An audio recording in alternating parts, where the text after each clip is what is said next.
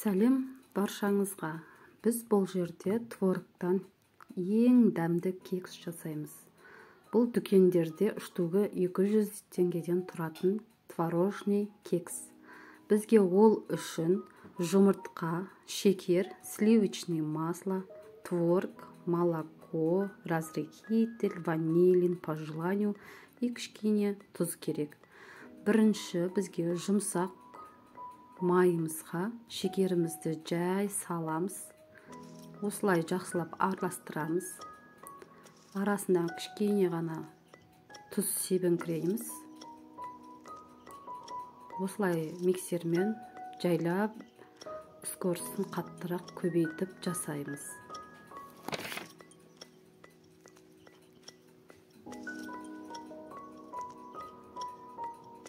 Шекеріміз бен майымызға жұмыртқамызды біртіндеп саламыз, бір-бір үштіктен.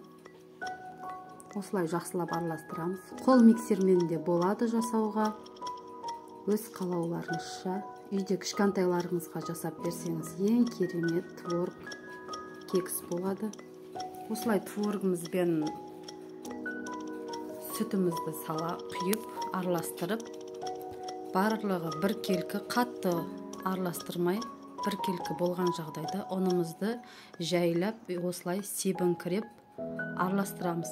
Ұнымызға бірінші разрыхителімізді араластырып аламыз.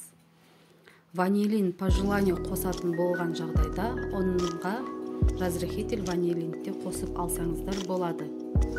Осылай кішкене ғана араластырамыз. Қатты көп араластырып жібермейміз.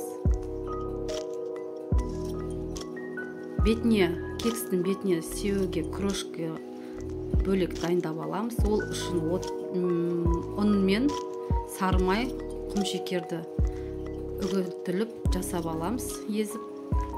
Осылай кекстің формасына салып, бір қасықтан бетіне крошкаларымызды әдемілеп севеміз. Ол да по желанию, бетіне өзіңіз білесіз, арахис слайс сепсеңіздер де болады.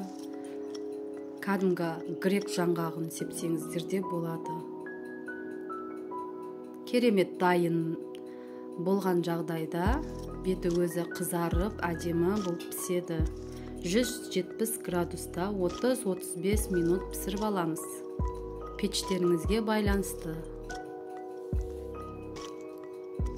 Жасап көріңіздер. Керемет шығады. Балапандарыңызға қатты ұнайды. Қатты тәтті де емес. Осылай сеуіп шығасыздар. Беті қызарғанша пісіріп аласыздар. Ас болсын, жасап көріңіздер, өкінбейсіздер. Алда тағы да біраз видеолар жүктеледі.